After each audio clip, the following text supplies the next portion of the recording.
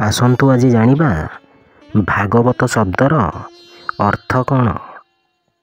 ଭାଗବତ, ଭାର ଅର୍ଥ ଭାବ, ଗର ଅର୍ଥ ଜ୍ଞାନ, ବର ଅର୍ଥ ବୈରାଗ୍ୟ ଏବଂ ତର ଅର୍ଥ ତତ୍ତ୍ୱ।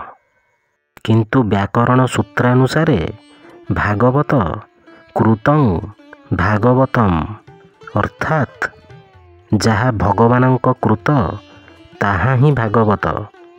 ଏହି ଭାଗବତରେ ଭଗବାନଙ୍କ କୀର୍ତ୍ତି ଏବଂ ମାହାତ୍ମ୍ୟ ବର୍ଣ୍ଣିତ।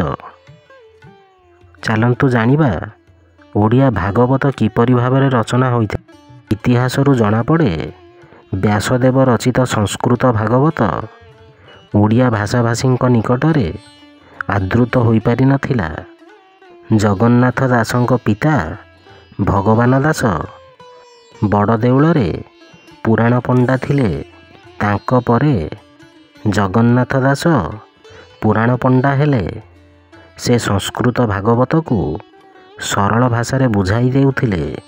ଜଗନ୍ନାଥ ଦାସଙ୍କ ମା' ଓଡ଼ିଆ ଭାଷାରେ ପଦ୍ୟ ରୂପରେ ଶୁଣିବା ପାଇଁ ପୁଅକୁ ନିର୍ଦ୍ଦେଶ ଦିଅନ୍ତି। ବିଧବା ମା' ବାର୍ଦ୍ଧକ୍ୟର ପୁଣ୍ୟ ସଞ୍ଚୟ ଆଶାରେ କୃଷ୍ଣ ଚରିତ ଶୁଣିବାକୁ ଆଶାୟୀ ହେବାରୁ ଜଗନ୍ନାଥ ଦାସ ଜନନୀ ବା ମା'ଙ୍କ ଅଭିଳାଷ ପୂରଣ ନିମନ୍ତେ ଅଧ୍ୟାୟେ ଅଧ୍ୟାୟେ ପଦ୍ୟାନୁବାଦ ଶୁଣାଇବାକୁ ଲାଗିଲେ। ସେହି ପଦ୍ୟାନୁବାଦ ଭାଗବତ ଗ୍ରନ୍ଥର ରୂପ ନେଲା। ସେ ଓଡ଼ିଆ ଭାଷାରେ ନବାକ୍ଷରୀ ଛନ୍ଦରେ ଏହାର ଭାବାନୁବାଦ କରିଥିଲେ। ଚାଲନ୍ତୁ ଜାଣିବା ଭାଗବତ ବିଷୟରେ କିଛି ରୋଚକ ତଥ୍ୟ। ଜଗନ୍ନାଥଙ୍କର 16 କଳା ମଧ୍ୟରୁ ଶ୍ରୀକୃଷ୍ଣ ଏକ କଳାରେ ଅବତାରୀ ହୋଇଛନ୍ତି।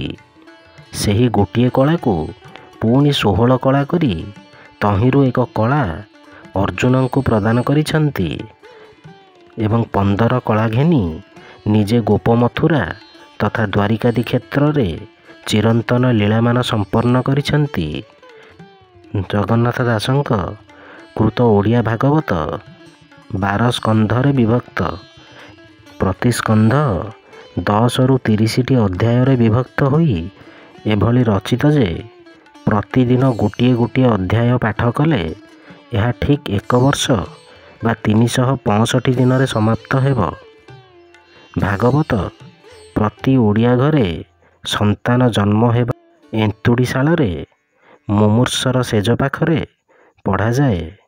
ଆଗରୁ ବସନ୍ତ, ମହାମାରୀ, ହଇଜା ଓ ଗ୍ରାମର ଅନିଷ୍ଟ ଆଶଙ୍କା ଭୟରେ ଭାଗବତ ପାଠ କରାଯାଉଥିଲା। ଜଗନ୍ନାଥ ଦାସଙ୍କ ଭାଗବତରେ ମୂଳ ସଂସ୍କୃତ ଭାଗବତର ମଙ୍ଗଳାଚରଣ ସ୍ଥାନ ପାଇବା ଦେଖିବାକୁ ମିଳେ।